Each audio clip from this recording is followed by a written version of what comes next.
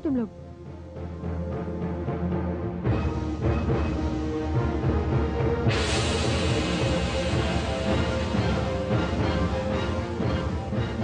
एक कन्या, कौन है तू? अच्छा, तो ये सब तुम्हारी माया है? मैंने पूछा कौन है तू? तू यहां से चली जा, अन्यथा इसका परिणाम अच्छा नहीं होगा। तू मुझे परिणाम से डराता है? गंगा को परिणाम से डराता है? गंगा? अच्छा, तो तू गंगा है। मैं समझ गई, तू तारकासुर है। असुर सम्राट तारकासुर। अरे मूर्ख, भूल गया? जब हम दोनों नन्ही बालिकाएं थी, तब तूने अपने वीरों को भेजा था पार्वती का वध करने के लिए, और वो सब वीर गति को प्राप्त हो गए। मैंने कहा ना, तू यहां से चली जा। मैं यहां से नहीं जाऊंगी। डोली को शीघ्र मेरी राजधानी ले जाओ। मेरी प्रतीक्षा मत करना। मैं इस मूर्ख स्त्री को इसके परिणाम तक पहुंचा कर आता हूं। जाओ। ठहरो, पहले मैं तेरे इन 4 वीरों को परिणाम तक पहुंचा दूं, फिर तुझे भी देखती हूं। गंगा लोक कल्याण के लिए जल की धारा है, किंतु तुझ जैसे दुष्ट पापी के लिए जलता हुआ अंगारा।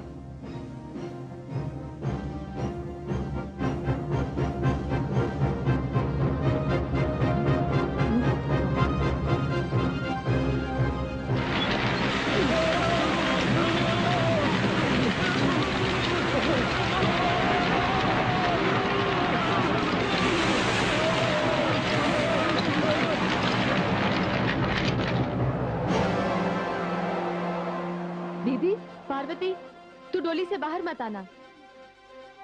दुल्हन ससुराल से पहले डोली से नहीं उतरती। दुष्ट, पापी, तेरा तो अंत जिसके हाथों लिखा है उसी के हाथों होगा। किंतु मैं गंगा तुझे ऐसी गति प्रदान करूंगी कि तेरा तन मन सबका मैल धुल जाएगा। मैं भी देखता हूं तुझ में कितना साहस है और कितनी माया है। तो देख।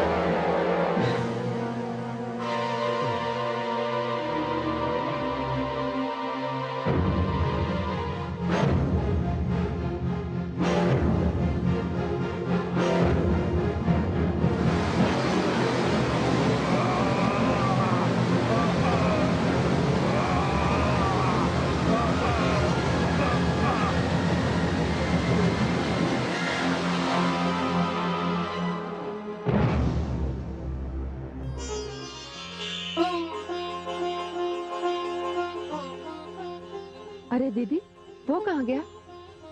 सीधा अपने नगर के भवन में जाकर गिरेगा। मुझे क्षमा करना पार्वती, मैं विवाह मंडप में तेरी अग्नि परिक्रमा के समय पहुंच नहीं सकी। मैं भी क्या करूं, लोक कल्याण की सेवा का संकल्प जो ले रखा है। किंतु दीदी, हमारे सैनिक, महामंत्री, सेनापति, वो सब कहाँ चले गए? वो सब बस अभी आते ही होंगे। तूने देखा नहीं, ये सब तारकासुर का माया जाल था।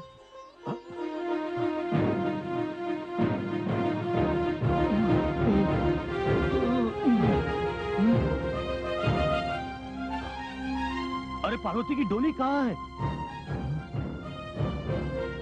वो रही। हाँ चलो। अच्छा पार्वती, सुखी रहो। अब मैं चलती हूँ। प्रणाम महामंत्री जी। प्रणाम। प्रणाम सेनापति जी। प्रणाम। पुत्री गंगा, ये सब क्या है? पुत्री पार्वती की डोली यहाँ है और कहारव समेत हम वहां थे। ये है क्या? महामंत्री जी, असुर राज तारकासुर ने पार्वती को कैलाश जाने से रोकने के लिए पुनः एक असफल प्रयास किया, जिसे मैंने विफल कर दिया। आप धन्य हैं गंगे, सचमुच आप धन्य हैं। अब हम चलें? कैलाश पहुंचने में हमें देर होगी। अवश्य।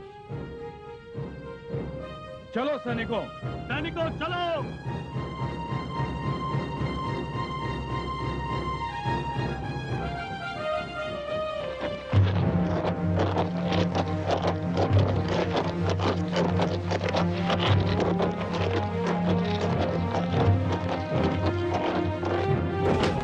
स्वामी, स्वामी क्या हुआ आपको ये?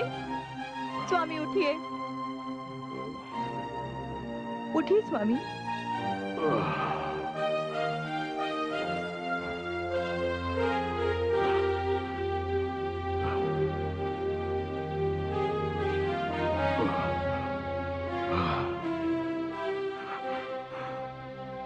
वो गंगा, हिमाचल की बड़ी पुत्री गंगा, यदि वो बीच में ना आई होती तो मैं पार्वती जैसे कंटक को जड़ से उखाड़ चुका होता और उठाकर यहाँ ले आता।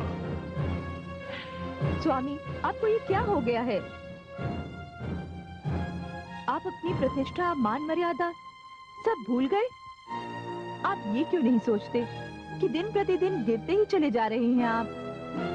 स्मरण कीजिए स्वामी, एक समय था जब आपसे बड़ा कोई तपस्वी नहीं था और ब्रह्मा जी ने आपसे प्रसन्न होकर आपको वरदान दे दिया।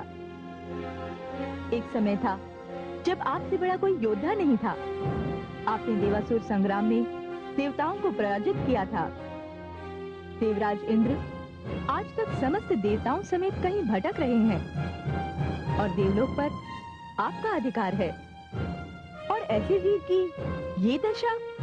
आप पत्नी की सीमा का उल्लंघन कर रही हैं महारानी। हाँ महाराज, मैं अपनी पत्नी सीमा का अतिक्रमण इसलिए कर रही हूँ क्योंकि मुझे अपने सुहाग पर संकट दिखाई दे रहा है, किंतु आप तो बिना किसी कारण ही शालीनता की सारी सीमाओं का उल्लंघन कर चुके हैं। ये आप क्या कह रही हैं महारानी? मैं सत्य कह रही हूँ स्वामी। आपने बालिकाओं के वध का प्रयास किया। आपने नारी के अपहरण का निकृष्ट उदाहरण प्रस्तुत किया।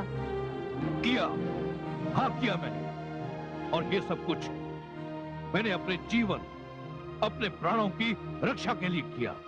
और आपको ये सब ना करना पड़ता यदि आपने ब्रह्मा जी से एक व्यर्थ का वरदान न मांगा होता। जो लोग अपने जीवन को संवारने से अधिक ध्यान अपनी मृत्यु के भय पर देते हैं, उनका सारा जीवन मृत्यु के भय की छाया में निकल जाता है। स्वामी, मृत्यु तो क्षण मात्र की होती है। उसके लिए जीवन की असंख्य क्षणों को भय पर बलि चढ़ा देना कितनी अनुचित बात है। और आप जानते हैं इस सब का कारण क्या है? क्या है इसका कारण? महाराज, इसका कारण वो धूर्त ज्योतिषी है जो अपने आदर्श से गिर चुका था। महाराज, वो लोभी था जो ग्रहण बनकर बिना बुलाए आपके जीवन में चला आया था। आपको भय के इस भंवर में छोड़कर वो आपसे मुंह मांगी संपदा लेकर चला गया। उसने अपनी विद्या का दुरुपयोग किया था। स्वामी, एक शासक, एक वीर, एक योद्धा यदि ऐसे ज्योतिषी के मुख की ओर देखेगा तो उसका परिणाम कभी सुखद नहीं होगा। बस महारानी, बस चली जाइए, मेरे सामने से चली जाइए, अन्यथा आपको अपने अपमानित होने का पछतावा होगा। नहीं महाराज, मैं आपको इतना अधिक भी नीचे नहीं गिरने दूंगी। मैं जा रही हूँ।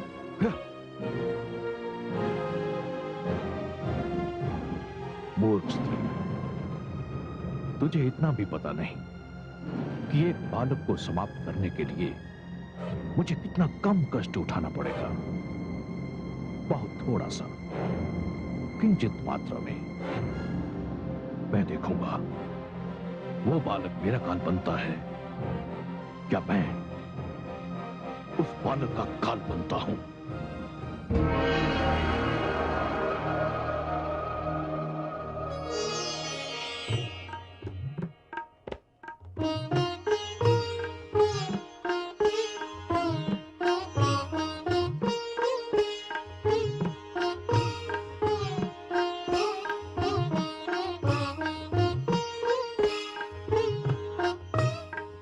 नहीं देवी, आपका स्थान मेरे चरणों में नहीं, मेरे हृदय में है।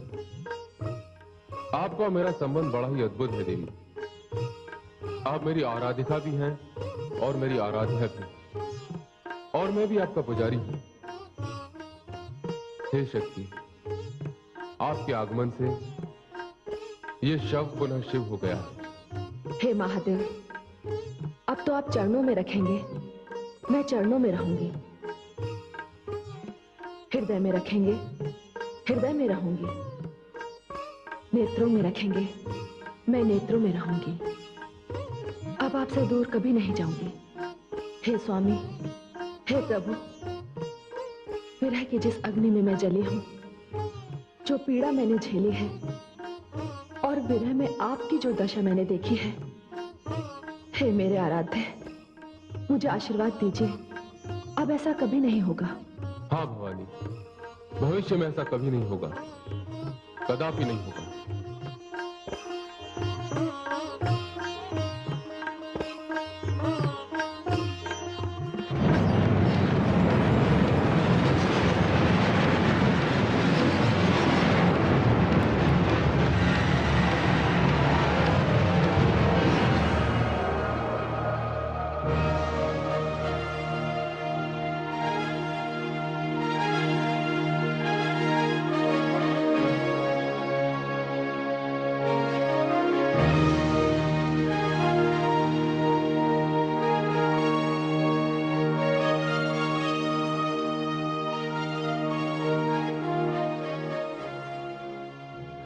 क्या बात है महारानी, क्या सोच रही हैं आप?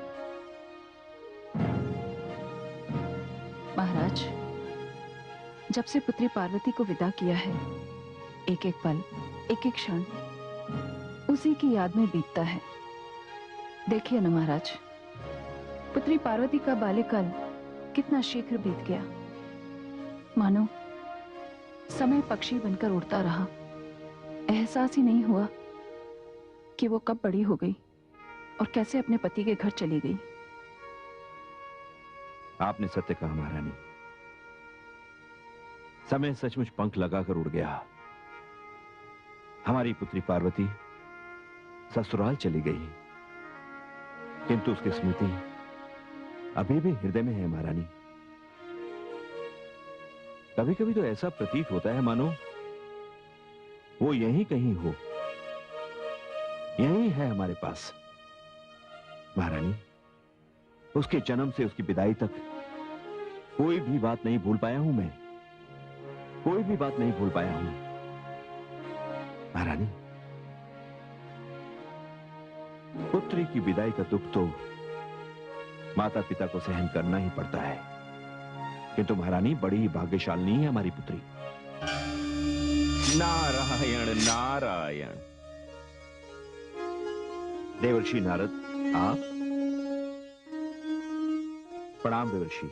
आयुष्मान भव, आयुष्मति भव। देवर्षि, आपका आगमन सदैव ही शुभ की सूचना लाता है। हाँ महाराज, मैं इस बार भी आपको एक शुभ समाचार ही सुनाने आया हूँ। क्या शुभ समाचार है देवर्षि? महाराज, आप दोनों को शीघ्र ही पुत्री पार्वती की गोद भराई की विधि पूरी करनी है। सत्य? बड़ी ही आनंददायक बात कही है देवर्षि आपने। पर्वतराज, देवादिदेव के वंश में उनकी एकमात्र संतान आने वाली है, और क्योंकि पिताश्री ब्रह्मा की भाग्य रचना मिथ्या नहीं होती, इसलिए आप दोनों को शीघ्र ही नाना नानी बनने का सौभाग्य प्राप्त होने वाला है। अब हम शीघ्र ही कैलाश यात्रा की तैयारी करते हैं। देवर्षि, ये तो तीनों लोगों के लिए बड़ा ही सुखद समाचार है। बड़े ही धूमधाम से गोद भराई होगी हमारी पुत्री पार्वती की। नारायण नारायण। देवराज, क्या बात है वरुण देव? आपकी वाणी से हर्ष का सागर उमड़ता हुआ दिखाई दे रहा है। हाँ देवराज, समाचार ही ऐसा है। तो शीघ्र ही सुनाइए, क्या समाचार है वरुण देव? देवर्षि नारद ने सूचित किया है कि बहुत ही शीघ्र भगवान भोलेशंकर की संतान अवतरित होने वाली है। धन्य हो, आनंद ही आनंद। ये सचमुच कितने आनंद का विषय है, कितने हर्ष की बात है ये। हम सभी वहां उनके दर्शनों के लिए कैलाश जाएंगे। और हाँ अग्निदेव, मैं आपके ऊपर एक अतिरिक्त भार सौंप रहा हूं। आज्ञा देवराज। जब तक महादेव और देवी पार्वती की संतान 7वां मास पूर्ण नहीं कर लेती, तब तक आपको इसी हिमालय क्षेत्र में विचरण करना होगा। क्योंकि हमें इस बात की पूरी आशंका है कि तारकासुर अपनी सेना के साथ अवतरित बालक पर 5वें या 6ठे मास में आक्रमण करने का प्रयास करेगा। जो आज्ञा देवराज। चलिए हम सभी वहां उनके दर्शनों के लिए जाएंगे। आइए।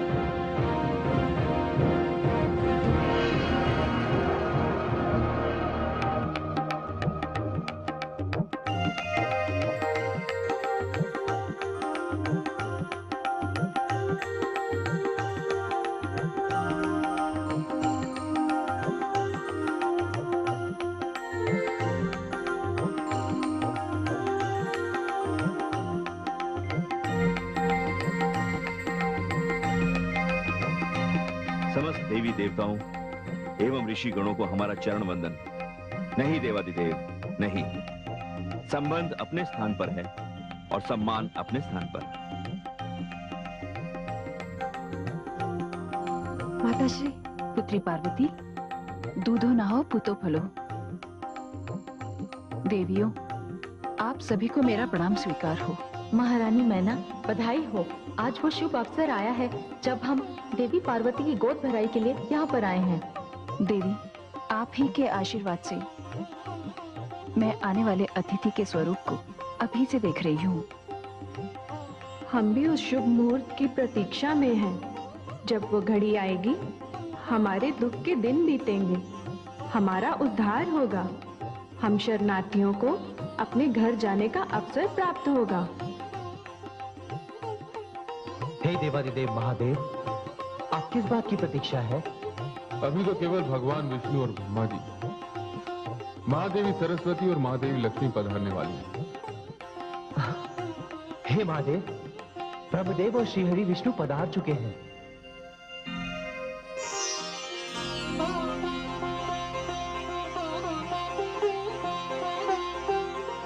कैलाश पर आपका स्वागत है। प्रणाम।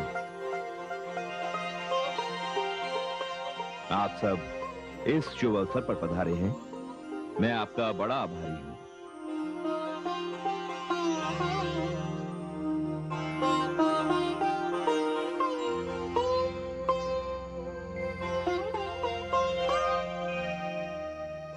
देवी, मेरी आपसे एक विनती है। कहिए देवी मैना। देवी, पुत्री पार्वती की गोद भराई आपके कर कमलों द्वारा हो, और जिस कन्या की गोद भराई स्वयं महादेवी लक्ष्मी करेंगी, उसके सौभाग्य का क्या कहना? उत्तम उत्तम अति उत्तम। मुझे ये अवसर आपने प्रदान किया, मैं आभारी हूँ। मैं सर्वप्रथम 7 ऋषि पत्नियों से आग्रह करती हूँ कि वे देवी पार्वती के मस्तक पर हाथ रखकर आशीर्वादों और शुभकामनाओं से उनका आंचल भर दें।